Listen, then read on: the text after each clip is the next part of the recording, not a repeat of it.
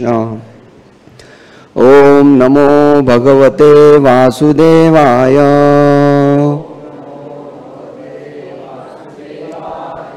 ओम नमो भगवते वासुदेवाय।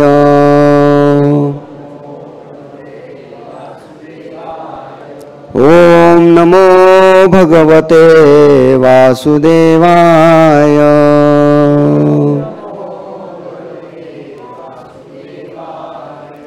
हरे कृष्ण। उपस्थित सर्व भक्तांचं आजच्या साप्ताहिक कार्यक्रम आहे शनिवारच्या, सर्व भक्तांचे स्वागत आहे। तर आजची हे जी क्लास आहे मला संधी दिली वैष्णवांच्या कृपेने, त्याबद्दल मी त्यांचे सर्वांचे मनपूर्वक आभार मानतो। आणि इथे स्वतःच्या शुद्धीकरणासाठी जे काय आपण कथा करणार आहोत त्याबद्दल मी सर्व वरिष्ठ भक्तांचा आभारी आहे आणि सर्व भक्तांच्या चरणी आशीर्वादाची याचना करतो। हरे कृष्ण।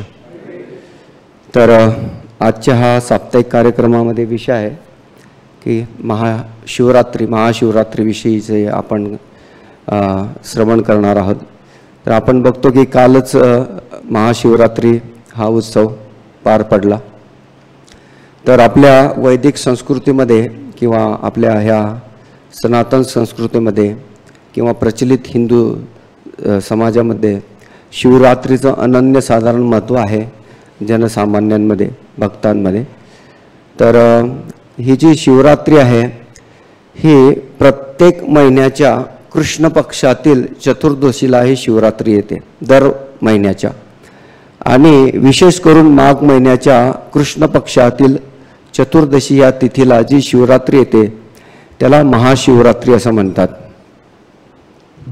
तर अशा ह्या शिवरात्रीचं शिवभक्त उपासना करतात आणि आपल्या ज्या दैनंदिन जीवनातील काही समस्या आहेत, दुःख आहे, संकष्ट आहेत किंवा भक्तीमध्ये प्रगती करण्यासाठी भक्तगण भगवान शिवांची आराधना करतात, उपासना करतात आणि त्यांना संतुष्ट करण्याचा प्रयत्न करतात।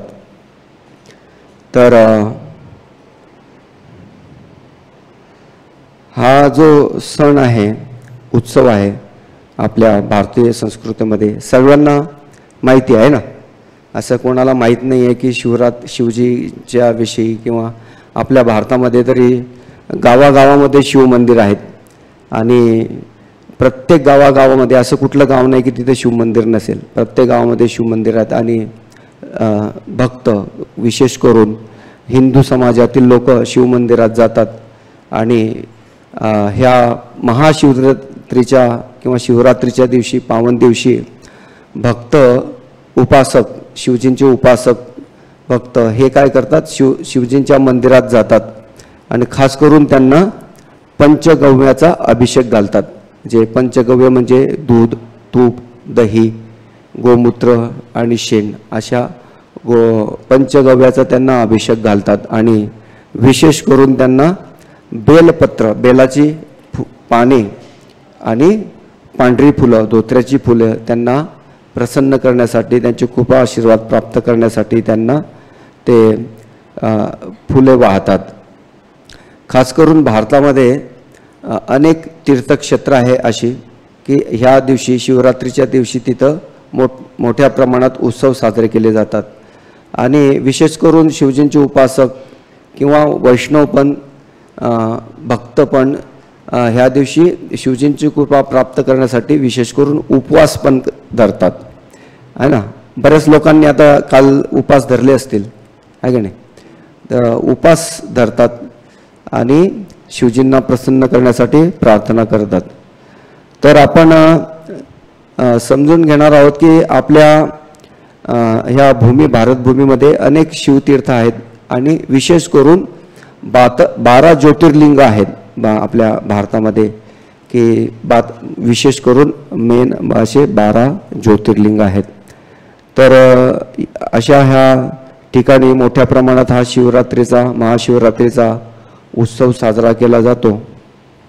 तर ह्या शिवरात्रीच्या निमित्ताने आपण श्री वैदिक जे शास्त्र आहे किंवा जे गीता भागवत आहे त्या किंवा पौराणिक कथा आहे त्याच्या अनुषंगाने म्हणजे शास्त्रांच्या अनुषंगाने आपण शिवजीचं शिवतत्व काय आहे की महादेव कोण आहे आणि शिवतत्व काय आहे महादेवांना समजून घेण्याचा प्रयत्न करणार आहोत. कारण हे महादेव हे एक महान असं व्यक्तिमत्व आहे. महान म्हणजे ग्रेट असं व्यक्तिमत्व आहे म्हणून त्यांना देवादी देव असं पण म्हटलं जातं. म्हणजे देवतांचे देव आहेत असं त्यांना संबोधलं जातं. तर सर्वप्रथम आपण हे समजण्याचा प्रयत्न करू शिवतत्व है ना. कारण भगवान शिवांना सुद्धा भगवंत असं म्हटलं जातं. पण आपण इथं समजून घेतलं जायचे की ज्याप्रमाणे आपण पूर्ण पुरुषोत्तम भगवंतांना कृष्णांना पूर्ण पुरुषोत्तम भगवान म्हणून संबोधतो त्याप्रमाणे शिवजींना पूर्ण पुरुषोत्तम भगवान असं शिव असं संबोधत नाही. त्यांना भगवान फक्त तेवढं संबोधलं जातं. तर हे तत्व कसं आहे हे पण आपण समजून घेऊ. कारण हे समजून घेणं महत्त्व आहे. कारण आपण शिवतत्व किंवा शिवजींना समजून घेतलं तर आपण आपल्या जीवनामध्ये नेमकं काय केलं पाहिजे हे आपल्याला समजू शकतं. आणि जर हे समजलं तर वास्तविक रूपाने आपण आपल्या आध्यात्मिक जीवनामध्ये किंवा भक्तिमय कार्यामध्ये प्रगती करू शकतो. तर हे शिवतत्व समजून घेण्यासाठी आपण बघू की जे पूर्ण पुरुषोत्तम भगवान श्रीकृष्ण आहेत हे ह्या जगामध्ये यांचे जे अवतार कार्य आहेत ते प्रमुख आहे. सहा प्रकारे त्यांचे अवतार कार्य होत असतं. एक आहे युग अवतार, दुसरा आहे ते लीला अवतार आहे. युग अवतार, लीला अवतार, त्याच्यानंतर येतं पुरुष अवतार. पुरुष अवतार, मनवंतर अवतार, शक्तावेश अवतार आणि गुण अवतार अशा 6 प्रकारे भगवान पूर्ण पुरुषोत्तम भगवान श्रीकृष्ण त्यांच्या वेगवेगळ्या लीला अशा या अवतारांच्या माध्यमातून इथे अवतार घेत असतात. तर आपण बघू की हे जे गुण अवतार आहे वास्तविक रूपाने हा जो शेवटचा अवतार आहे हा अवतार कृष्णाकडून असे वेगवेगळे जे विस्तार होतात.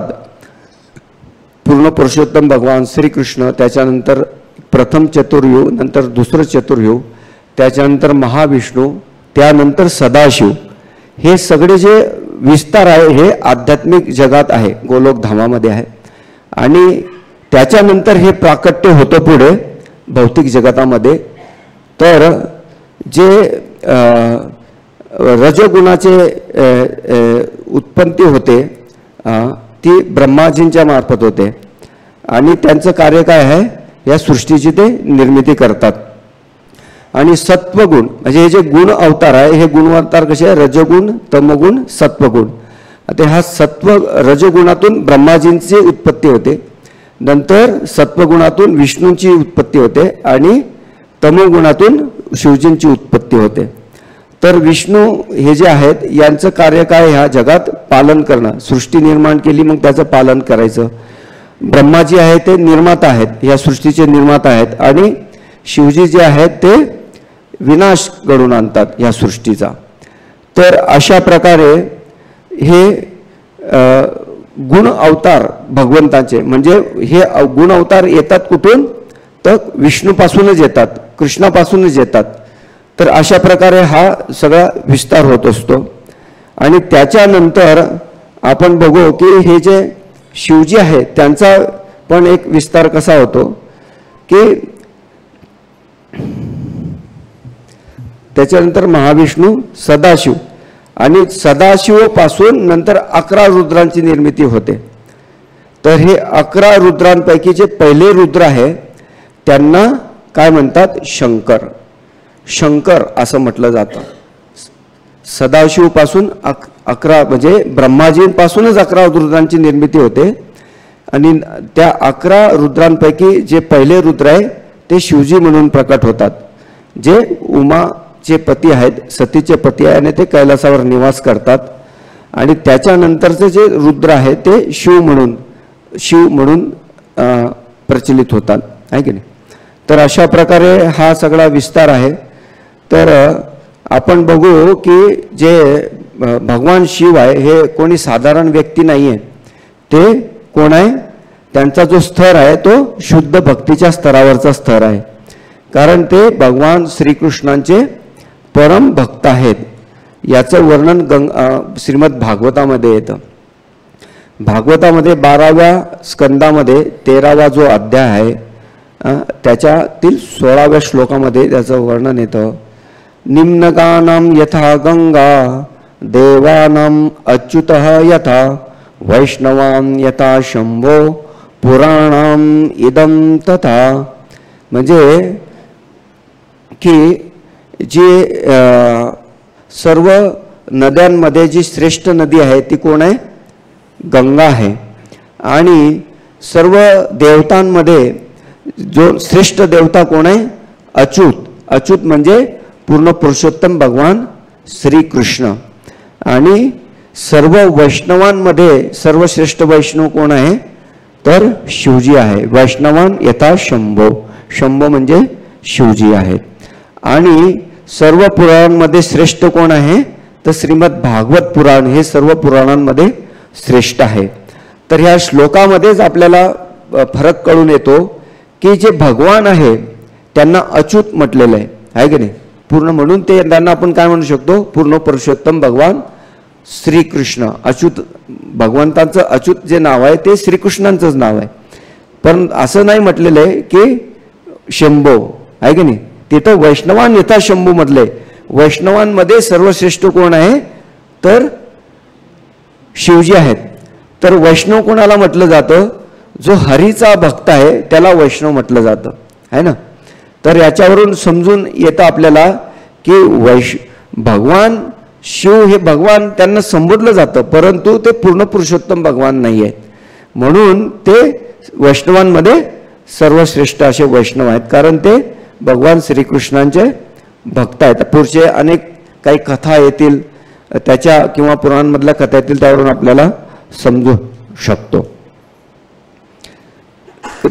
त्यामुळे ह्या भौतिक जगामध्ये भगवान शिवांना समजणं किंवा त्यांची स्थिती समजणं फार कठीण आहे. तर हे कशा प्रकारे समजून येऊ शकतं आपल्याला की जे पूर्ण पुरुषोत्तम भगवान श्रीकृष्ण आहे त्यांचे एकूण 64 गुण आहेत. त्यांच्यामध्ये 64 गुण आहे असं वर्णन श्रील रूप गोस्वामी पाद आपल्याला भक्ती रसामृतमध्ये त्याचं वर्णन येतं की जे कृष्ण आहे, भगवान कृष्ण आहेत त्यांच्यामध्ये एकूण 64 गुण आहेत. आणि जे सामान्य जीव आहेत त्यांच्यामध्ये 50 गुण आहेत. आणि जे ब्रह्माजी आहे त्यांच्यामध्ये पण 50 गुण आहेत.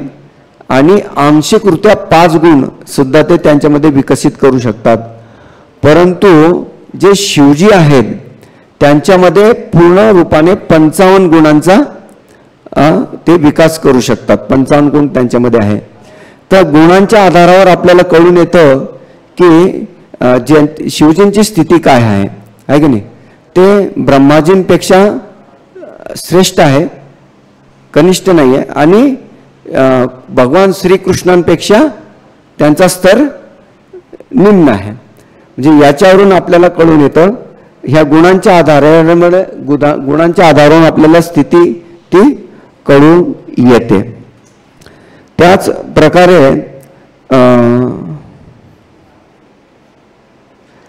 ही जी भिन्नता आहे भगवंत मधील हे एक अजून उदाहरणाच्या द्वारे समजून येते. कशा प्रकारे की ज्या प्रकारे दूध असतं तर दुधाला विरजण लावल्यावर म्हणजे आंबट पदार्थ टाकल्यावर त्याचं रूपांतर कशामध्ये होतं? दह्यामध्ये होतं, आहे की नाही. त्याचप्रमाणे दुधाची तुलना इथं विष्णूशी केलेली आहे. विष्णू सारखे म्हणजे दूध हे विष्णू सारखं आहे. आणि जसं की त्याच्यामध्ये आंबट पदार्थ टाकल्यावर त्याचं विरजण लागतं आणि त्याचं रूपांतर दह्यात होतं. तर म्हणजे आपण दह्याला परत दूध नाही म्हणू शकत, आहे की नाही. त्याचप्रमाणे हे जे शिवजी आहेत ह्या शिवजींचं ह्या भौतिक प्रकृतीशी जेव्हा संयोग होतो तेव्हा त्यांचं हे रूपांतर ह्या शिवजींमध्ये होतं. म्हणजे त्याची तुलना त्या दह्याशी केलेली आहे. जसं दुधाचा संपर्क आंबट पदार्थाशी आल्यावर त्याचं रूपांतर दह्यात होतं, तसं हे जे सदाशिव शिवजी आहेत त्यांचा ह्या भौतिक प्रकृतीशी जेव्हा संग होतो, संयोग येतो, तेव्हा ते त्यांचं शिवामध्ये त्याचं रूपांतर होतं. म्हणजे त्याची तुलना दह्याशी केलेली आहे. तर अशा प्रकारे आपण हा भेद समजून घेतला पाहिजे. तर शिवजी जे आहेत हे तमोगुणाचे अधिष्ठाता आहेत. जे तमोगुणाचे अधिष्ठाता आहेत म्हणजे ते काय ह्या सृष्टीचं काय करतात, संहार करतात. तर शिवजी हे तमोगुणाचे अधिष्ठाता असल्यामुळे जनरली त्यांचे जे उपासक आहे किंवा हे तमोगुणातले असतात. जसं की शिवजी कुठं त्यांचं स्थान कुठं आहे, स्मशानभूमीमध्ये आहे की नाही. तर बरेचसे जे जीव आहेत की ज्यांना भूत योनी किंवा प्रेत योनीमध्ये जे जीव असतात ते अशा शिवजींच्या संघामध्ये राहतात. तर आपल्याला हे शिवतत्व किंवा महाशिवरात्रीचं महत्त्व समजून घेताना आपल्याला एक गोष्ट या सगळ्या आजच्या विषयातून आपल्याला समजून येणार आहे की वास्तविक रूपाने शिवजी हे सर्व जीवांसाठी मंगलकारक आहेत. मग ते कशा प्रकारे, कारण ते तमोगुणी लोकांना पण कृपा प्रदान करतात, त्यांचे जे उपासक आहेत त्यांच्यावर कृपा करतात, आणि जे भगवंतांचे भक्त आहे वैष्णव आहेत त्यांच्यावर कृपा करतात, आणि ते स्वयं वैष्णव आहेत म्हणजे ते स्वयं भगवंतांचे भक्त आहेत.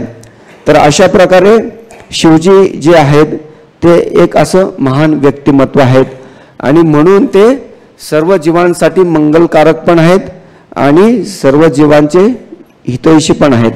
आणि म्हणून त्यांना महादेव पण असं म्हटलं जातं. महादेव म्हणजे महान, म्हणजे जे ग्रेट आहे, सगळे देवतांचे देव आहेत. तर हे आपण वेगवेगळ्या कथांच्या माध्यमातून समजून घेणार आहोत. तर कधी कधी आपल्याला असं जाणवतं आहे की नाही की जे शिवजींचे उपासक आहेत ते वास्तविक रूपाने कधी कधी भगवान श्रीकृष्णांचे विष्णूंचे ते काय असतात, विरोधक असतात, त्यांच्याशी शत्रुत्व पत्करतात. तरीही भगवान शिव काय करतात, त्यांना वर देतात. त्यांनी थोडीशी जरी सेवा केली किंवा त्यांना प्रसन्न करण्याचा प्रयत्न केला तर ते त्याच्यावर तुरंत प्रसन्न होतात. म्हणून शिवजींचं एक नाव आहे आशुतोष. आशुतोष म्हणजे थोड्याशा सेवेने सुद्धा ते त्यांच्यावर प्रसन्न होतात आणि वर देतात आहे की नाही. आशुतोष, भोलेनाथ, खूप भोळे आहेत भगवंत, ते लगेच वर प्रदान करतात. तर आपण बघू शकतो की कधी कधी त्यांचं जे कार्य आहे ना ते आपल्याला संभ्रमात टाकतं आहे की नाही, की अशा लोकांना सुद्धा शिवजी वर देतात आहे की नाही. परंतु असे वर जे असतात ते परिपूर्ण रूपात नसतात, त्याच्यामध्ये काही ना काही उणिवा असतात, कारण ते भौतिक दृष्टीनं सगळ्या वर असतात. कारण त्यांचे जे उपासक आहे ते सगळे शिवजींना कशा प्रकारचे वर मागतात, भौतिक दृष्टीने, अमर होण्याच्या दृष्टीने. पण वास्तविक या जगात तसं कोणी अमर होऊ शकत नाही. तर अनेक उदाहरणं आहेत आहे की नाही. रावण आहे, आपला हा आहे जयंद्रथ आहे, शाल्व आहे, अजून भस्मासूर आहे.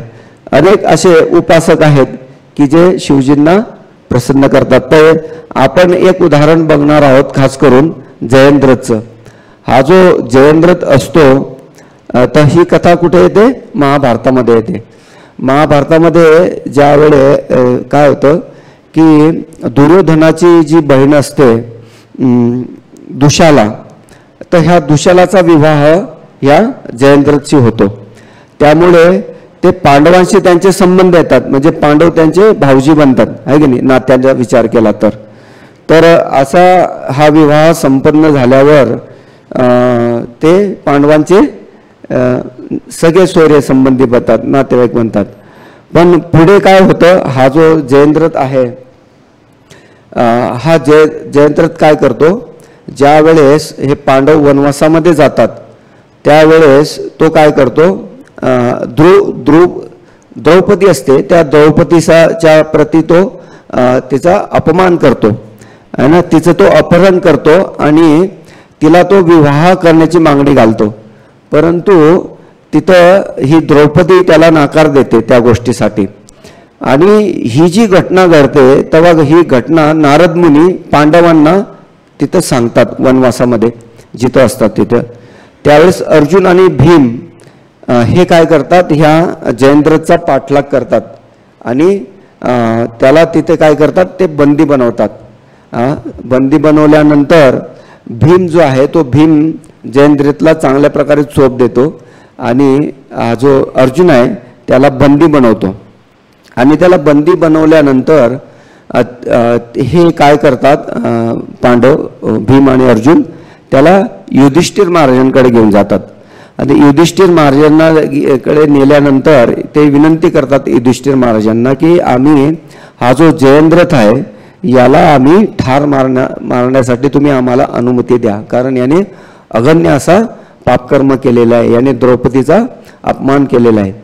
परंतु त्याला भीम अशी मागणी करतो आणि अर्जुन त्याचं अनुमोदन करतो, पाठिंबा देतो, दर्शवतो.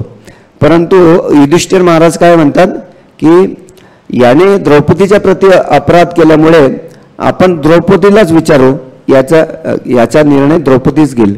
ज्यावेळेस ते द्रौपदीला विचारतात की याला काय करायचं, याला दंड द्यायचा का क्षमायाचना करायची, तेव्हा द्रौपदी काय म्हणते की हा आपल्याच पैकी एक आहे, हा आपला नातलग आहे, कारण दुर्योधनाची बहीण दुशाला तिचा विवाह ह्या जयद्रथशी झालेला असतो. त्यामुळे जर आपण याला दंड दिला, याला ठार केलं तर काय होईल, तुमची जी बहीण आहे ती विधवा होईल आणि तिला अनेक समस्यांना तिला तोंड द्यावं लागेल, तिला जीवनभर तिला रडावं लागेल. म्हणून तुम्ही जरी याने माझ्या प्रती अपराध केला असेल तरी तुम्ही त्याला क्षमा करा. मग अर्जुन आणि भीम भगवान श्रीकृष्णांकडे जातात की काय अशा प्रकारचं निर्णय होतोय, काय केलं पाहिजे. तेव्हा भगवान कृष्ण त्यांना सांगतात की एक जो प्रतिष्ठित व्यक्ती आहे त्याच्यासाठी अपमान हा मृत्यूपेक्षाही भयंकर आहे, म्हणून तुम्ही त्याला वेगळ्या पद्धतीने दंड द्या. त्यावेळेस अर्जुन काय करतो, त्याचे केसावरची डोक्यावरची केस असे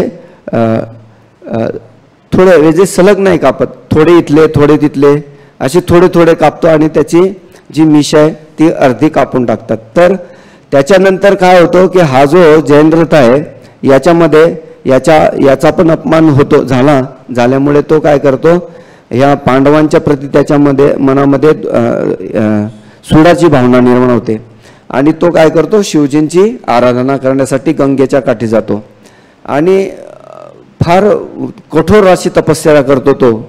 आणि त्याच्या कठोर तपस्येने शिवजी त्याला प्रसन्न होतात. शिवजी प्रसन्न झाल्यामुळे तो शिवजी प्रसन्न झाल्यावर त्याला म्हणतात मग तुला काय वर पाहिजे. त्यावेळेस तो म्हणतो की पांडवांच्या प्रती मला प्रतिशोध घ्यायचा आहे, त्यांना मला काय करायचे आहे, त्यांना पराभूत करायचे आहे, त्यांना दंडित करायचे आहे त्यांना. त्यावेळेस शिवजी काय त्यांना म्हणतात की तू पांडवांना त्यांचा वध करू शकत नाही, पण तू त्यांना पराभूत करू शकतोस आणि त्यातही तू फक्त युधिष्ठिर, भीम, नकुल आणि सहदेव यांना पराभूत करू शकतो, मात्र तू अर्जुनाला पराभूत करू शकत नाही.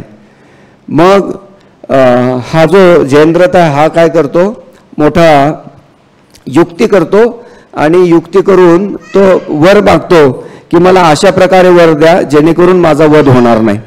मग शिवजी त्याला वर देतात की ज्या वेळेस तुझं आपलं जे मुंड आहे त्याचं छाटलं जाईल आणि ते जर जमिनीवर पडलं तर काय होईल की ज्याने तुझ्या प्रती अपराध केला आहे त्याचा मृत्यू होईल आणि तू पुन्हा जिवंत होशील. आणि जर तुझं मुंडकं तुझ्या वडिलांच्या हातात पडलं आणि त्यांनी जर ते जमिनीवर फेकलं तर मात्र तुझा मृत्यू होईल. तर जयेंद्र त्याला आनंद होतो. त्याला असं वाटतं की आता मी अमर झालोय, कारण माझे पिता माझं मुंडकं काही जमिनीवर टाकणार नाही अशी त्याची धारणा असते, आहे की नाही. तर तो खुश होतो आणि त्याला असं वाटतं की आता आपण अमर झालो. परंतु जेव्हा कुरुक्षेत्राच्या युद्धाच्या भूमीवर अर्जुन आणि जयेंद्र समोरासमोर येतो, तेव्हा अर्जुन काय करतो, अर्जुनाला माहीत असतं की जयेंद्रचे जे पिता आहे ते संध्या करतात, भक्त असल्यामुळे ते संध्या करत असतात. पण संध्याच्या वेळेस व्यक्ती काय करतो, ध्यान करतो भगवंताचं एकाग्रतेने, आहे की नाही. तर नेमकं सूर्यास्ताच्या टायमाला नेमकं अर्जुन काय करतो की त्याचं बाणाने काय करतो, धड वेगळं करतो. आणि ते अशी योजना असते की ते बराबर अशा पद्धतीने तो बाण मारतो की ते जे जयेंद्रचं धड आहे ते काय करतं, बराबर त्या जयेंद्रच्या पिताच्या मांडीवर पडतं. आणि हे ध्यानात असल्यामुळे संध्याचा टाइम असतो, ध्यान करत असतात, भगवंताचं ध्यान करत असतात ते. तर ते न बघताच काय करतात की त्यांना जाणवतं की आपल्या याच्यात काहीतरी पडलंय मांडीवर, तर ते काय करतात, न बघताच ते जमिनीवर फेकून देतात.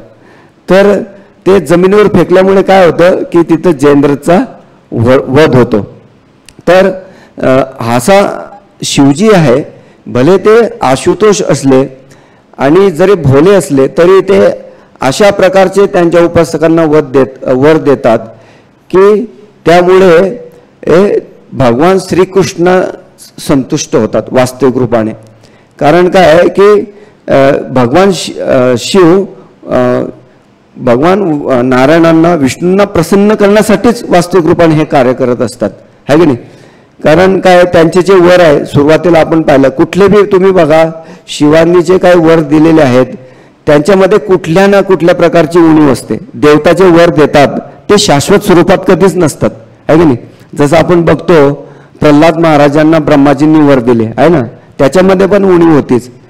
त्याचप्रमाणे रावणाने पण शिवलिंग त्याची इच्छा होती, कारण रावण हा शिवभक्त होता आणि शिवभक्त असल्यामुळे त्याची इच्छा होती की आपले जे आराध्य देव आहेत, उपासक आराध्य आहेत शिवजी, त्यांचं लिंग लंकेमध्ये असावं आणि तिथं आपण त्यांची आराधना करावी. तर ही त्याची इच्छा असते. पण ज्या वेळेस तो उपासना करतो आणि शिवजींना प्रसन्न करतो तेव्हा शिवजी त्याला शिवलिंग देतात. परंतु काय करतात, ते त्याला सांगतात की तू हे शिवलिंग जमिनीवर ठेवता कामा नये. जर तू जमिनीवर ठेवलं तर काय होईल की ते त्याच ठिकाणी स्थापित होऊन जाईल, तुला ते परत नेता येणार नाही. आणि त्याचप्रमाणे होतं. कारण काय, जेव्हा शिवजींकडून हे वर प्राप्त होतं तेव्हा सगळे देवता संभ्रमात पडतात की जर शिवलिंग हा जर लंकेत घेऊन गेला तर ते काही चांगलं होणार नाही. तर मग ते विष्णूंना प्रार्थना करतात आणि मग विष्णू एक योजना करतात भगवान. आणि त्याप्रमाणे त्या रावणाला काय होते, ते गंगेला आपले कृष्ण किंवा विष्णू नारायण आपले गंगा मातेला प्रार्थना करतात. आणि मग गंगा काय करते, गंगा त्याच्या पोटामध्ये सामावून जाते. पोटामध्ये सामावल्यामुळे काय होतं की त्याला लघुशंका येते. आता लघुशंका आल्यामुळे त्याला ते असहाय्य होतं. आणि नेमकं त्याच वेळेस भगवंत एक ब्राह्मणाचं रूप घेऊन एक व्यक्तिमत्व तिथं येतं आणि त्याला बघून मग तो काय म्हणतो, ते शिवलिंग त्यांच्या ताब्यात देतो आणि सांगतो की तुम्ही कृपा करून हे तुम्ही जमिनीवर ठेवू नका. आणि तिकडे तो जेव्हा लघुशंकेला जातो तर ती लघुशंका त्याची संपतच नाही, कारण गंगाच त्याच्या पोटामध्ये विराजमान झालेली असते. आणि इकडे काय करतो, तोपर्यंत आपला हा जो भगवंत तिथं रूपात आलेले असतात ते काय करतात, ते शिवलिंग तिथं जमिनीवर ठेवून देतात.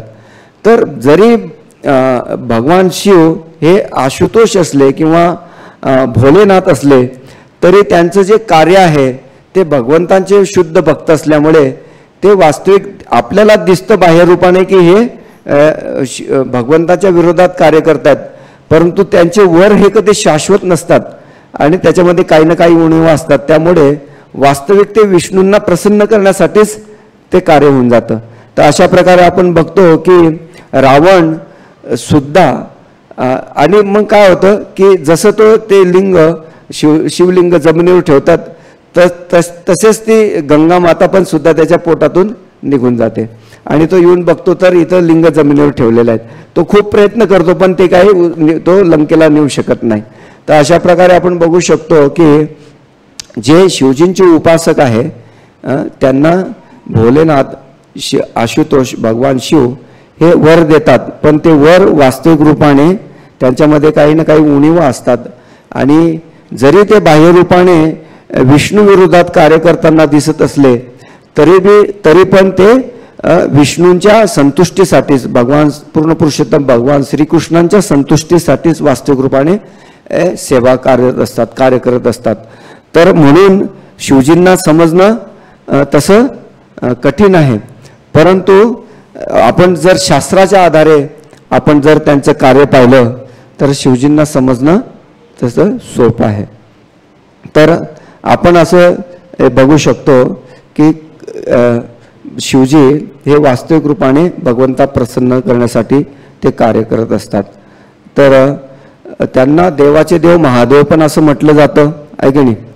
कारण काय की महान व्यक्तिमत्व महा म्हणजे ग्रेट महान असं व्यक्तिमत्व आहे. तर त्याच्यासाठी आपण समजू शकतो की भागवतामध्ये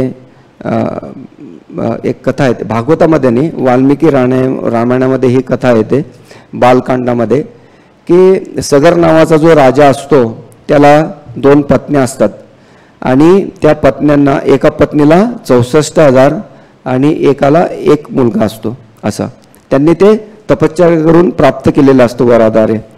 तर हे जे सगर राजा असतो हा राजाला आपल्या राज्याचा विस्तार करायचा असतो, म्हणून तो विस्तार करण्यासाठी तो एक यज्ञाचं आयोजन करतो आणि ह्या यज्ञाचं आयोजन करताना तो जो काय अश्व सोडतो त्या अश्वला सोडतो तो, परंतु नेहमीप्रमाणे इंद्राचं कार्य चालू होतं. इंद्राला भीती वाटते की या यज्ञ संपन्न झाला तर माझं पद जाईल, म्हणून इंद्र काय करतो तो यज्ञाचा घोडा चोरतो आणि तो पाताळात जे कपिल ऋषी आहे त्यांच्या आश्रमात नेऊन बांधून देतो. आता इथं यज्ञाचा घोडा गायब झाल्यामुळे हा जो सगर राजा आहे हा आपल्या पुत्रांना सांगतो. आता हे जे 64,000 पुत्र आहे आणि एका राणीला आणि दुसऱ्या जे राणी आहे तिला 1 पुत्र असतो, तर तो जो त्याचं नाव असतं असमंजस, परंतु तो जो असमंजस असतो तो पापकर्मात लागल्यामुळे हा सगर राजा त्याला त्याच्या राज्यातून निष्कासित करून टाकतो. मग राहतात हे 64,000 पुत्र. तर ह्या 64,000 पुत्रांना हा सगर राजा सांगतो की तुम्ही अश्वाचा घोडा शोधून आणा. आणि आता हा अश्वाचा घोडा शोधता ते त्यांना कुठे सापडत नाही भूतलावर. मग ते पाताळात जातात आणि पाताळात गेल्यानंतर त्यांना हा जो अश्व आहे तिचे जे कपिल ऋषी आहे त्या कपिल ऋषी तिथं ध्यानामध्ये बसलेले असतात, तपश्चर्यामध्ये बसलेले असतात आणि तिथं जेव्हा त्यांना हा घोडा दिसतो तेव्हा ते काय करतात, त्या जे कपिल ऋषी आहेत त्यांची ते आलोचना चालू करतात, निंदा करतात. त्यांना असं वाटतं की हा घोडा यांनी चोरून आणलेला आहे, पण ऋषींना याच्याविषयी काही माहीत नसतं. ते त्यांच्या तपश्चर्येत ध्यानात असतात आणि ज्यावेळेस यांची आलोचना चालू असते तेव्हा त्यांची ते ध्यानातून बाहेर येतात आणि त्यांची आलोचना बघून ते काय करतात त्यांच्या तपस्येद्वारे त्या सगळ्या 64,000 राजकुमारांचा तिथं काय करत आहे ते तिथं त्यांचा वध करून टाकतात, भस्म होऊन जातात ते सगळे. आणि ज्या वेळेस हे सगर राजाला कळतं म्हणजे हे पण राजे येत नाही. मग त्यावेळेस हा जो असमंजसचा जो पुत्र असतो अंशुमन त्याला ते शोधायला पाठवतात आणि तो जेव्हा शोध करायला जातो तेव्हा तिथं तो पाताळात जातो तेव्हा त्याला हे सगळं कळतं. त्याने जे कपिल ऋषी आहे त्या आश्रमाजवळ हे सगळे राजे तिथं त्यांचा तो सगळा अंत झालेला पाहतो आणि तिथं त्यांना कळून येतं की ते कारण काय त्याचा अंत्यविधी योग्य रीतीनं न झाल्यामुळे त्यांना सगळ्यांना भूत योनी प्राप्त होते आहे की नाही. भूत योनी प्राप्त झाली मग त्यामुळे तो जो असतो अंशुमन त्याला वाटतं की आपल्या पूर्वजांचा उद्धार झाला पाहिजे आहे की नाही. मग त्या ठिकाणी तिथं गरुडजी येतात आणि गरुडजी मग त्याला सांगतात की असं असं झालेलं आहे इथे. आणि मग जो गरुडजींना तिथं जलाची मागणी करतात की इथं कुठं जल असेल तर मला जल द्या, जेणेकरून मी यांना जल अर्पण करेल तर यांचा उद्धार होईल. पण तिथं काही पाणी नसतं. परंतु जे कपिल ऋषी आहे हे साधारण व्यक्ती नसते आणि त्यांच्या तपोबलाने त्यांचा मृत्यू झाल्यामुळे त्यांचं साधारण पाण्याने त्यांचा उद्धार होणार नसतो. म्हणून गरुडजी काय सांगतात की तुम्ही यांचा उद्धार फक्त कशामुळे होऊ शकतो, गंगाच्या स्पर्शाने होऊ शकतो, गंगा जलाने होऊ शकतो. आणि म्हणून तो अंशुमन पुन्हा आपल्या घरी येतो आणि तो सगर राजाला ही गोष्ट सांगतो. सगर राजा तो यज्ञ पूर्ण करतात आणि यज्ञ पूर्ण झाल्यानंतर ते तपस्येसाठी निघून जातात, जेणेकरून गंगेला आवाहन करू शकतील. पण सगर राजाचं शरीर सोडतं, ते पण निघून जातात स्वर्गलोकामध्ये. मग त्याच्यानंतर हे अंशुमन, मग त्यांचा पुत्र, असे त्यांचे पुत्र असं करत करत ते सगळेजण गंगेला आणण्यासाठी तपश्चर्या करत असतात. पण त्यात त्यांना यश मिळत नाही. मग हा जो भगीरथ असतो त्यांचा अंश, हा भगीरथ राजा पण काय करतो की सगळं साम्राज्य तो आपल्या मंत्र्यांवर सोडतो आणि तपस्येसाठी निघून जातो. आणि तिथे ते ब्रह्माजींची उपासना करतात. आणि भगर राजाच्या ज्या उपासनेमुळे ब्रह्माजी तिथं प्रसन्न होतात आणि भगर राजाला सांगतात की मी प्रसन्न आहे तुझ्यावर, तुला काय हवं आहे, वर माग. तेव्हा हा भगर राजा त्यांना सांगतो की तुम्ही गंगा जी देवी आहे, गंगा माता जी आहे, तिला ह्या भूतलावर ते आणायचा वर मागतात. पण ब्रह्माजी म्हणतात की जर गंगा भूतलावर आली तर तिचा प्रवाह एवढा प्रचंड आहे की ती ह्या भूतलाला नष्ट करून टाकेल आणि ती पातालात जाईल, एवढा तिचा प्रवाह खूप वेगाने असणार आहेत. तेव्हा ते सांगतात की तुम्ही शिवजींची आराधना करा. तेव्हा हे भगीरथ राजा काय करतात की शिवजींची आराधना करतात. आणि शिवजींची आराधना केल्यानंतर शिवजी जेव्हा प्रसन्न होतात तेव्हा शिवजी म्हणतात की भगीरथ राजाला सांगतात तुम्हाला काय वर हवा आहे सांगा, मागा. तेव्हा ते सांगतात की गंगा मातेचा जो प्रवाह आहे तुम्ही तुमच्या जटामध्ये धारण करा आणि त्या गंगेला तुम्ही या भूतलावर अवतरित करा, जेणेकरून आमचे जे पूर्वज आहेत त्यांचा इथं उद्धार होईल. त्याप्रमाणे शिवजी काय करतात की जी गंगा आहे त्या गंगे मातेला आपल्या जटांमध्ये धारण करतात. आणि कारण तो प्रवाह एवढा वेगानं असतो की त्याला फक्त शिवजीच धारण करू शकत असतात आणि ते आपल्या जटांमध्ये धारण करतात. आणि गंगा माता सुद्धा येते या भूतलावर.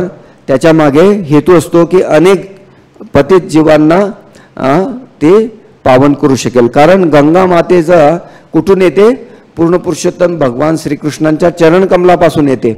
आणि भगवंताच्या चरणकमलापासून आल्यामुळे गंगेचं जल हे साधारण नाही आहे, ते सगळ्यांना पावन करते, मंगल करते. आणि म्हणून काय करतात की शिवजींच्या जटांमध्ये ती धारण होते आणि तिथून मग ती गंगा ह्या भूतलावर येते. तर अशा प्रकारे तर गंगा सुद्धा हे म्हणून जे शिवजी आहेत ना त्यांना सुद्धा काय म्हटलेलं आहे, सर्व मंगल करणारे.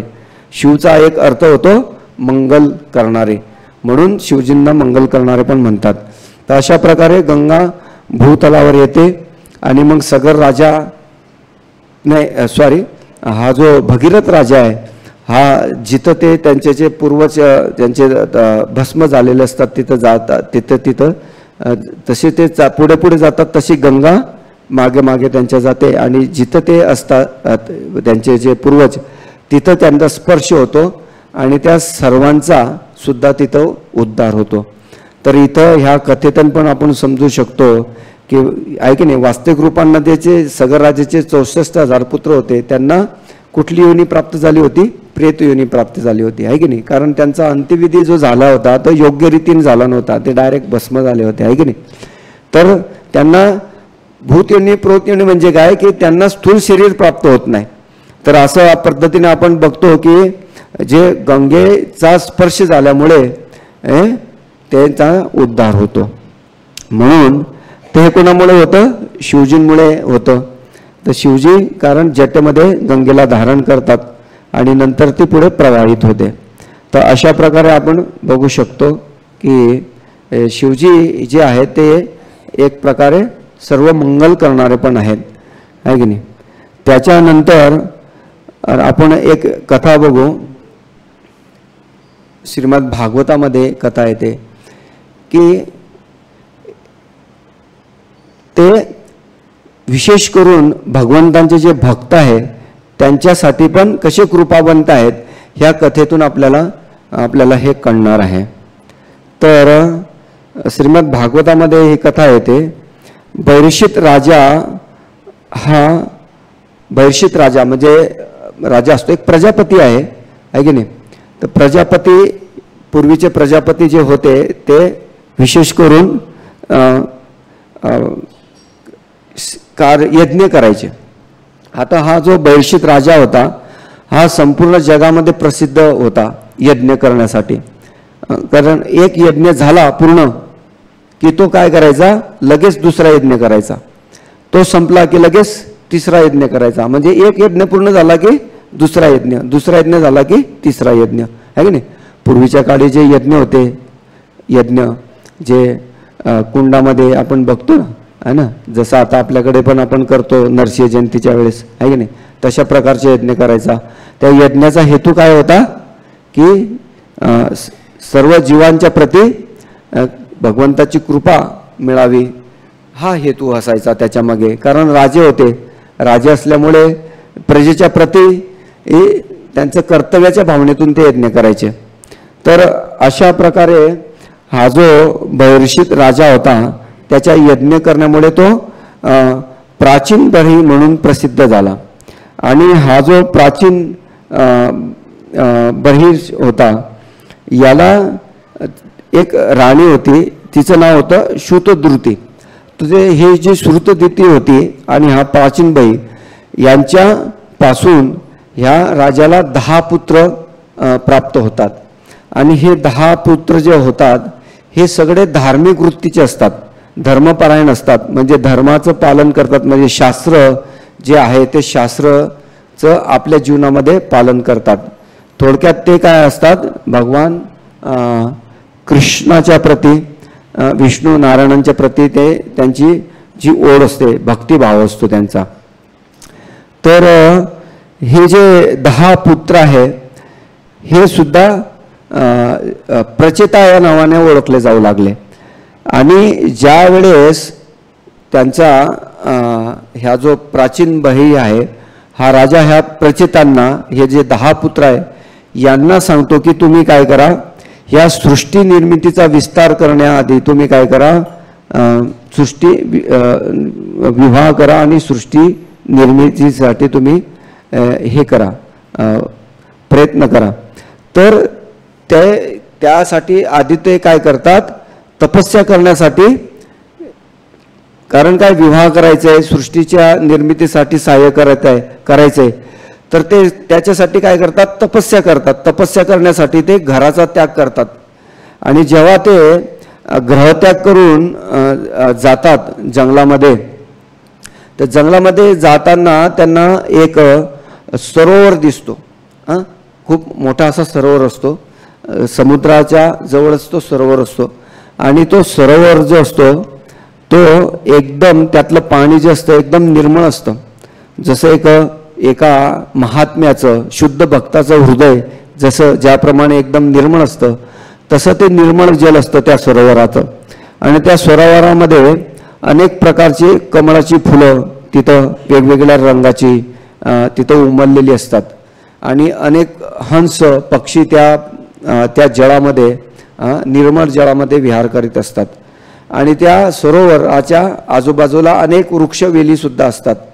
आणि ते असं जे निर्मळ जल बघून ते जे प्रचेता आहेत ते त्यांच्यासाठी ते तपस्येचं स्थान बनतं. आणि हे ते पाहत असताना त्या निर्मळ जलातून, त्या सरोवरामधून मधुर असा संगीताचा ध्वनी तिथं येतो. आणि तो ध्वनी येतो तेव्हा ते बघतात की त्याच्यातून ॲक्च्युअल त्या सरोवरातून शिवजी तिथं उपस्थित होतात. आणि त्यांच्यासोबत त्यांचे जे काही अनुयायी असतात ते सगळे त्यांच्या सेवेत असतात किंवा हे संगीत संगीत निर्माण करत असतात. तर शिवजी तिथं काय येतात, कारण काय आहे की शिवजींना सगळ्या गोष्टीचं ज्ञान असतं. तर शिवजींना माहीत असतं की हे जे प्रचेता आहेत आहे की नाही, हे त्यांचा हेतू त्यांना माहीत असतो. कारण हे भगवान विष्णू जे भक्त आहेत आणि त्यांना प्रसन्न करण्यासाठी ते तपश्चर्या करण्यासाठी आलेले आहेत, हे शिवजींना माहीत असतं. त्यामुळे शिवजी त्यांना तिथं ज्यावेळेस दिसतात तेव्हा ते प्रचेता त्यांना बघतात की अरे हे तर शिवजी आहेत. आणि जसे ते त्यांना बघतात तेव्हा ते त्यांना साष्टांग दंडवत प्रणाम करतात शिवजींना. आणि शिवजींना जसे दंडवत प्रणाम करतात तर शिवजी अत्यंत प्रसन्न होतात. आणि शिवजी प्रसन्न झाल्यावर ते त्यांना तिथं मार्गदर्शन करतात शिवजी. कशा प्रकारे, कारण विष्णूंना तुम्ही प्रसन्न करू शकाल यासाठी ते त्यांना मार्गदर्शन करतात. यावरून आपल्याला काय कळतं की शिवजी जे आहेत हे एक प्रकारचं गुरुतत्व पण आहे की नाही. कारण भगवंतांना प्राप्त करायचं आहे की मनुष्य जीवनाचं उद्दिष्ट साध्य करायचं आहे, तर गुरुशिवाय ते साध्य होऊ शकत नाही आहे की नाही. आणि जरी प्रचेता तपस्यासाठी आले असले वडिलांच्या सांगण्यावरून, तरी त्यांना मार्गदर्शन करण्यासाठी तिथं कोण येतं, शिवजी येतात. तर याच्यावरून आपल्याला एक गोष्ट स्पष्ट होते की आपल्या जीवनाचं सार्थक पूर्णत्व तर आपल्याला प्राप्त करायचं असेल तर आपल्याला गुरुतत्वाची, गुरूंची पण एक प्रमाणित आध्यात्मिक गुरूंची पण आपल्याला आवश्यकता आहे. आपण स्वतःच्या बळावर किंवा सामर्थ्यावर आपण आपल्या जीवनाचं ध्येय किंवा उद्दिष्ट आपण प्राप्त करू शकत नाही. तर अशा प्रकारे आपल्याला ह्या कथेच्या माध्यमातून गुरुतत्व पण आपल्याला शिकायला मिळतं. आणि ते गुरुतत्व यांना मार्गदर्शन उपदेश काय देतात, तर रुद्रगीत आपण ऐकलं असेल किंवा आपण ऐकलं असेल तर रुद्रगीत म्हणजे काय आहे. रुद्रगीत म्हणजे भगवान शिवांनी भगवान विष्णूंच्या संतुष्टीसाठी गायलेले जे काही रचना आहे त्याला रुद्रगीत म्हटलेलं आहे. त्याच्यामध्ये पूर्णपणे भगवान विष्णूंचं, कृष्णांचं गुणगान केलेलं आहे, त्याला रुद्रगीत म्हटलेलं आहे. आणि ते संपूर्ण रुद्रगीत ते त्या प्रचेतांना सांगतात. आणि त्याप्रमाणे हे जे प्रचेता आहेत त्या रुद्रगीताचं ध्यान करतात आणि त्याप्रमाणे ते आपल्या जीवनाचं पूर्णत्व प्राप्त करतात. आणि पुढे मग ते त्यांचं जे कार्य आहेत प्रजापतींचं ते पण करतात. तर ह्या कथेतून पण आपल्याला समजून येतं की कशा प्रकारे भगवान शिव जे आहेत ते भक्तांच्या जे आहेत ते हृदय जाणतात, भक्तांचं हृदय जाणतात. कारण हे प्रचेता सगळे विष्णूंचे भक्त होते.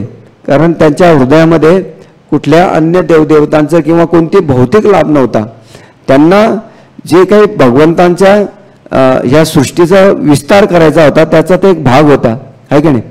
तर अशा प्रकारे शिवजी त्यांना रुद्रगीताच्या मार्फत, मंत्राच्या मार्फत, रुद्रगीत एक प्रकारे मंत्र आहे आणि त्या मंत्राच्या मार्फत ते ह्या प्रचेतांना मार्गदर्शन करतात. आणि त्याप्रमाणे प्रचेता त्या रुद्रगीताचं ध्यान करत, कारण ही ज्या घटना आहे झालेली, कारण ह्या प्रचेतांनी 10,000 वर्ष तपस्या केली. 10,000 वर्ष तपस्या म्हणजे जवळजवळ 1,00,000 वर्ष. म्हणजे त्याच्यावरून आपल्याला कळून येतं की ही जी घटना आहे ही कुठल्या युगातली आहे, सत्ययुगातली आहे. कारण सत्ययुगामध्ये मनुष्याचं जीवन जे होतं ते खूप मोठं होतं, लाखो वर्ष होतं. आणि जी तपस्याचा माध्यम काय होतं, ध्यान करणं होतं आहे की नाही. तर अशा प्रकारे ते ह्या रुद्रगीताचं ध्यानाद्वारे ते स्मरण करतात आणि भगवंतांना प्राप्त करतात.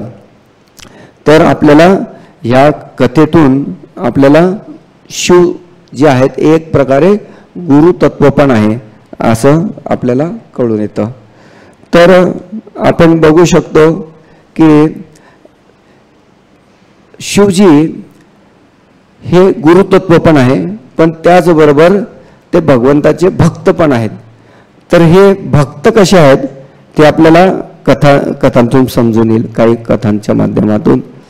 तर आपल्याला माहितीच आहे की शिवजी हे सदैव कोणाचं ध्यान करतात, प्रभू श्रीरामांचं, मर्यादा पुरुषोत्तम प्रभू श्रीरामाचं ध्यान करतात आणि भगवान कृष्णाचं पण ते ध्यान करतात. हे कशा प्रकारे कळून येतं आपल्याला की ज्या वेळेस पूर्ण पुरुषोत्तम भगवान श्रीकृष्ण ज्यावेळेस अवतरित होतात द्वापार युगामध्ये, ते लहान बाळाच्या रूपामध्ये कुठे असतात? नंद महाराजांच्या घरी ते वास करत असतात आहे की. नंद महाराज यशोदा माताच्या घरी ते बाल रूपामध्ये तिथं असतात आणि भगवंतांना, भगवान शिवांना त्यांचं दर्शन घ्यायचं असतं. म्हणून त्यांना एक नाव आहे आशिष महादेव असं पण एक नाव आहे. तर ज्यावेळेस शिवजी हे बाल रूपातील कृष्णाचं दर्शन घेण्यासाठी येतात नंद भवनामध्ये, तेव्हा तो एक योग्याचं रूप घेऊन येतात आहे की नाही. त्यांच्या गळामध्ये साप असतो, पूर्ण शिवरूपात येत नाही, ते एक योगाच्या रूपात येतात. त्यांच्या जटा असतात, मोठ्या मोठ्या भस्म लावलेलं असतं आहे की नाही.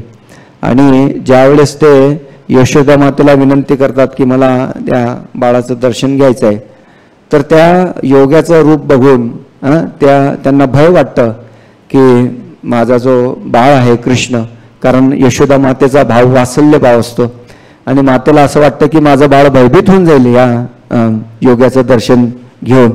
त्यामुळे यशोदा माता काय करतात? त्यांना नकार देतात. त्यामुळे भगवान शिव काय करतात? तिथं जवळच एक ठिकाणी जाऊन ध्यान करत बसतात.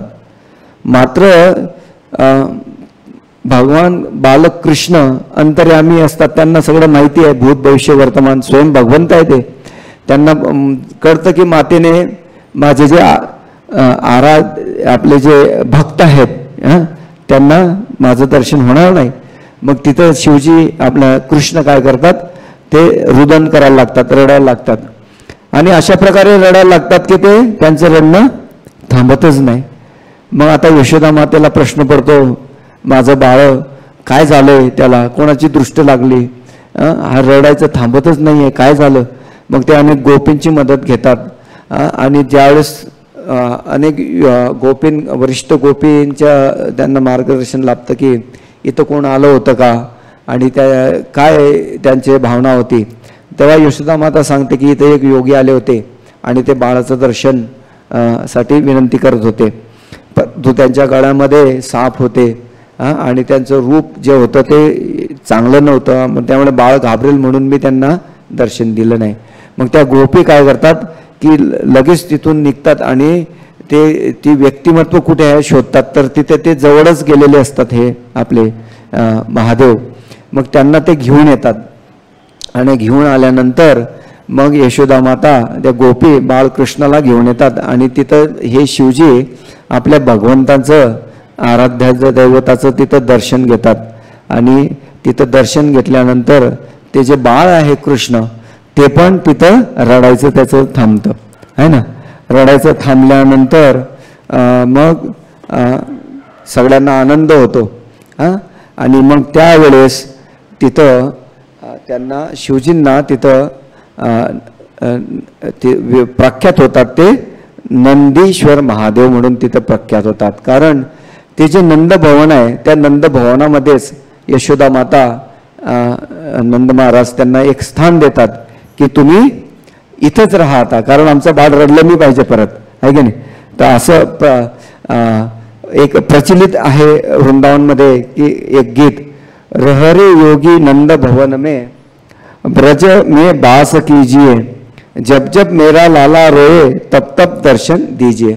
अशा प्रकारचं तिथं आजही ते जे नंद गावातील जे भक्त आहेत ते अशा प्रकारचं गीत गातात महादेवाच्या साठी. तर आपण बघू शकतो की हे जे वृंदावन आहे तिथं नंदीश्वर महादेव म्हणून ते प्रख्यात होतात आणि ह्या वृंदावनमध्ये अनेक अजून असे महादेव आहेत. जिचं गोपीश्वर महादेव आहे वृंदावनमध्ये, मथुरेमध्ये भूतेश्वर महादेव आहेत, गोवर्धनमध्ये चकलेश्वर महादेव आहेत, कामवनमध्ये कामेश्वर महादेव आहे आणि नंदगावमध्ये नंदीश्वर महादेव आहेत. तर गोपीश्वर महादेवांचे पण कथा आहे की नाही. भगवंत महादेव भगवंतांचे भक्त असल्यामुळे ज्यावेळेस भगवान रासलीला करत असतात तेव्हा महादेवांना पण तिथे इच्छा होते की आपण पण रासलीलेमध्ये भाग घ्यावा, पण त्या ज्या गोपी आहेत त्यांना डायरेक्ट शिवजींना तिथं सहभाग देत नाहीत. मग त्याच्यासाठी शिवजींना काय करावं लागतं, गोपीचा धारण करावं लागतं, गोपी रूप धारण करावं लागतं. आणि अशा प्रकारे ते गोपी रूप धारण करतात आणि त्या रासलीलेमध्ये सहभाग घेतात. तर आपल्याला याच्यावरून पण कळतं की जे महादेव आहे ते पूर्ण पुरुषोत्तम भगवान श्रीकृष्णांचे भक्त पण आहे की नाही. तर अशा प्रकारे आपण बघू शकतो की हे जे शिवजी आहेत हे त्यांचं जे स्थान आहे ते अनन्यसाधारण असं स्थान आहे. तर याच्यावरून आपण जे काही पाहिलं आहे की भगवंतांच्या ज्या वेगवेगळ्या लीला आपण ऐकल्या की ते ह्या सृष्टी निर्मितीमध्ये आपण बघू शकतो की प्रत्येक जीवावर करुणा करण्यासाठी, कृपा करण्यासाठी महादेव या सृष्टीमध्ये कार्य करत असतात आहे की नाही. ज्याप्रमाणे आपण पाहिलं की अजून एक कथा आपल्याला समजू शकते की ज्यावेळेस समुद्र मंथन लीला होते त्या समुद्र मंथन लीलेमध्ये सर्वप्रथम काय निघतं, हलाहल विष निघतं आहे की नाही. देवता आणि असुरांमध्ये समुद्र मंथन होतं आहे की नाही. तर त्याची कथा अशी येते समुद्र मंथनाची. एकदा दुर्वासा मुनी ना इंद्र आणि दुर्वासा मुनीची भेट होते. तेव्हा दुर्वासा मुनी काय करतात की त्यांच्या गळ्यातील जो हार आहे तो हार ते इंद्राला देतात, पण तो इंद्र काय करतो, तो हार त्याच्या हत्तीच्या सोंडेत टाकतो ऐरावतच्या. आणि तो हत्ती असतो तो काय करतो, तो हार फेकून देतो. म्हणजे तिथं तो जो हार आहे त्या हाराचा तिथं एक प्रकारे काय होतो, अपमान होतो. आणि असा अपमान झाल्यामुळे दुर्वासा मुनी क्रोधित होतात आणि ते क्रुद्ध झाल्यामुळे काय होतं, तिथं देवतांचं पतन होतं. आणि देवतांचं पतन झाल्यामुळे त्यांची शक्तीचा ऱ्हास होतो. आणि ज्यावेळेस मग देवतांमध्ये आणि असुरांमध्ये युद्ध होतं तेव्हा देवताचं पराभव होतो.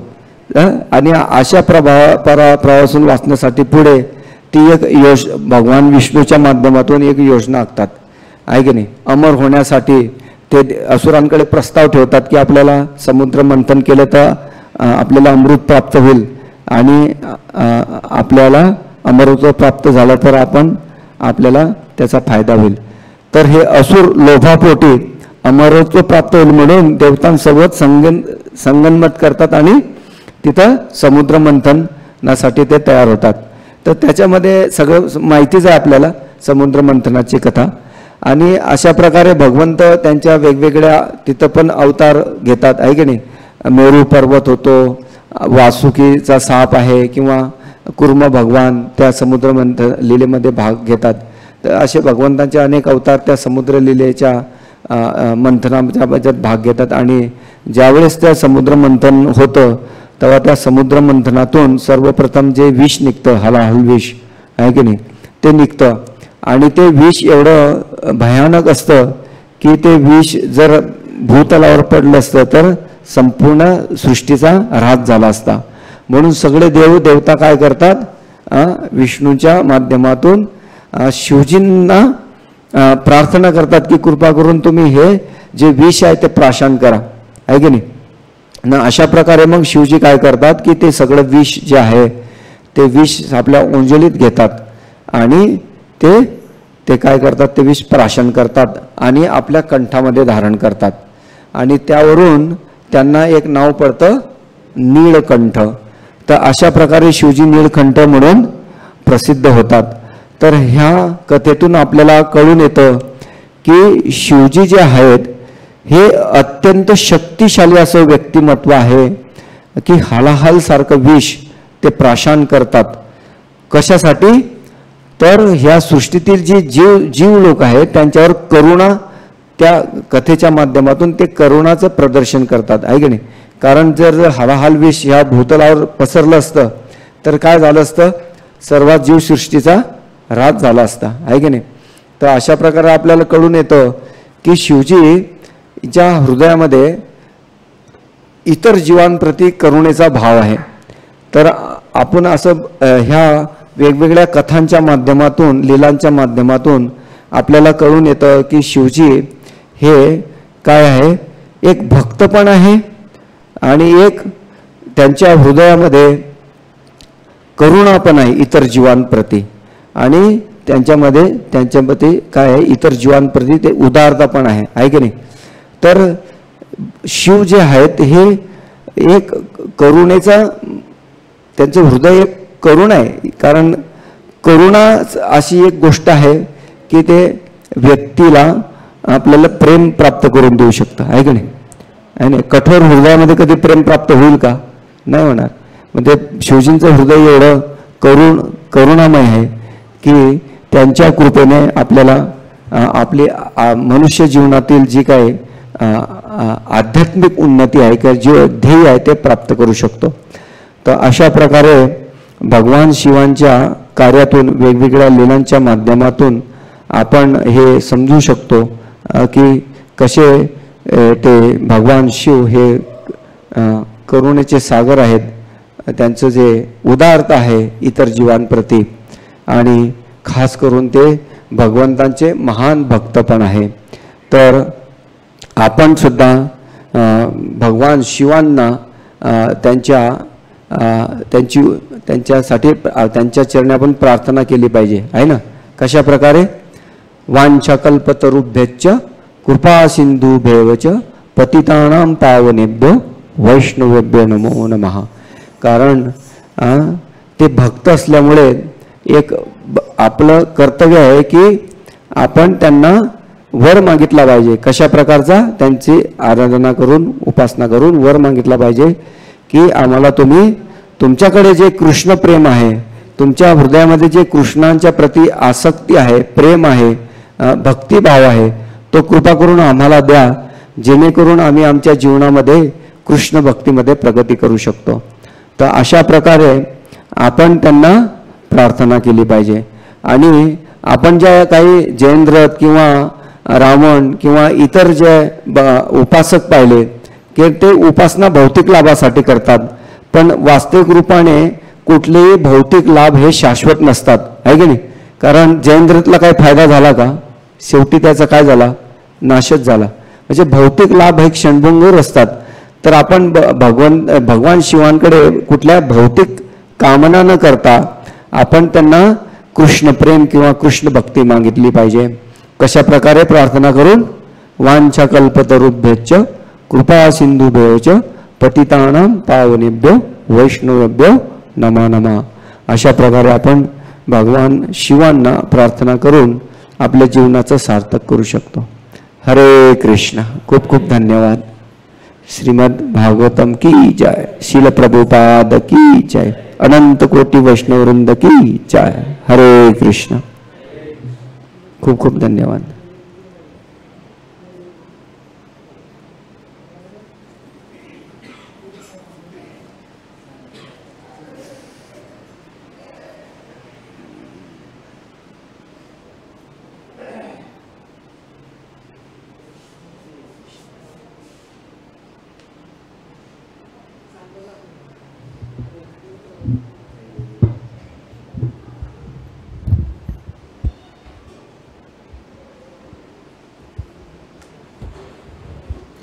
हरे कृष्णा. आज या ठिकाणी वनमाले गोपेश प्रभू यांनी कालच महाशिवरात्र झाली आणि त्याचं अतिशय महत्त्व सांगितलं. सविस्तर अशा पद्धतीनं त्यांनी चर्चा केली. आपल्या ज्या गोष्टी माहिती नव्हत्या त्या गोष्टी वनमाले गोपेश यांनी आपल्या कथेतून सांगितलेल्या आहेत. तर आपण नेहमीप्रमाणे पारंपरिक पद्धतीने त्यांचे हरिबोल म्हणून आभार मानूया. हरी बोल, हरी बोल, हरी बोल. यानंतर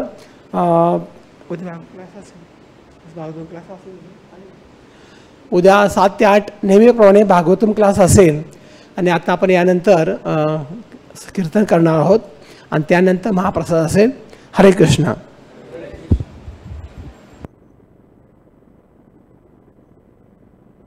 सर्वांनी बनायचं आहे.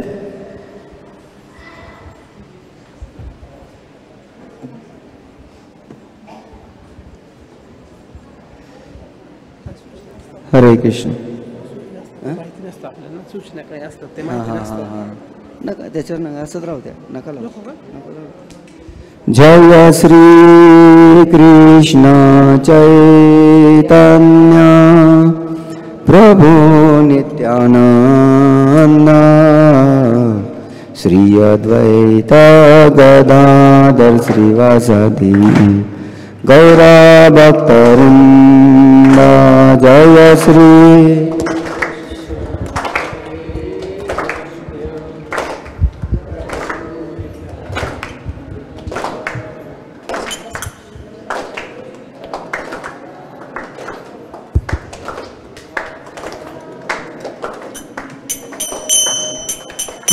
जय श्री कृष्ण चैतन्य प्रभु नित्यानंद श्री अद्वैत गदाधर श्रीवासादि गौर भक्तवृंद.